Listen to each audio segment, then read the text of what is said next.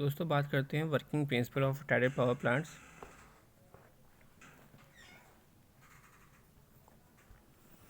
तो working principle of tidal power plant की बात करते हैं तो टाइड या वेव हमारा एक पीरियोडिक राइज एंड फॉल होता है वाटर लेवल का ऑफ द सी। टाइड जो होते हैं अकर होते हैं due to attraction of sea water by the moon, और टाइड्स कंटेन करता है large amount of potential energy जिसका हम यूज़ करते हैं पावर जनरेशन में। जब वाटर जो होता है above from the mean sea level is called flood tide, और जब water level is below the mean level is called ebb tide. इस वर्किंग को हम लोग समझते हैं। This is the basic working that is high tide, और यहाँ पर आप देख सकते हो कि ये हाई टाइड का डायग्राम में the arrangement of this system is shown in figure. जो ओशन टाइड्स होता है वो rise and fall and water can be stored during the rise period और it can be discharge during fall. जो dam होता है वो कंस्ट्रक्टेड होता है separating the tidal basin from the sea, and difference in water level is obtained between the basin and sea. This is the high tide, यहाँ पर बीच में डैम है, that is turbine generator and tidal basin.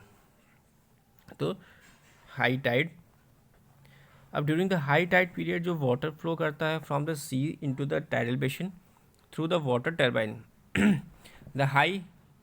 The height of the tide is above the tidal basin. Hence, the turbine units operates and generate power as it is directly coupled to generator. During low tide period, water flow from the tidal basin to sea as the water level in the basin is more than that of the tidal in the sea. During this period, also the flowing water rotates the turbine and generator power. यहाँ आप देख सकते हो diagram में, this is the low tide sea dam turbine generator and tidal basin. तो दोस्तों यहाँ पर generation of power stop only when the sea level and the tidal basin level are equal. For the generation of power economically use this source of energy required some minimum tide height and suitable side.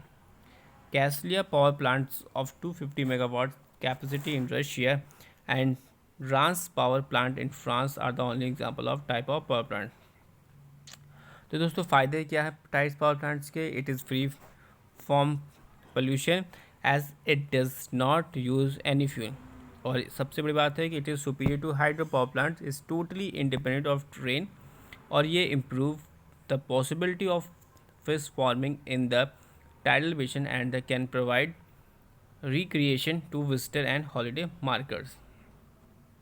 Disadvantage की बात करें तो tidal power plants can be developed only if natural sites are available on the bay, as the sites are available on the bays which are the always far away from the load center, and the power generated has to be transmitted the long distance. This increase the transmission cost of transmission losses. Thanks for watching and sharing.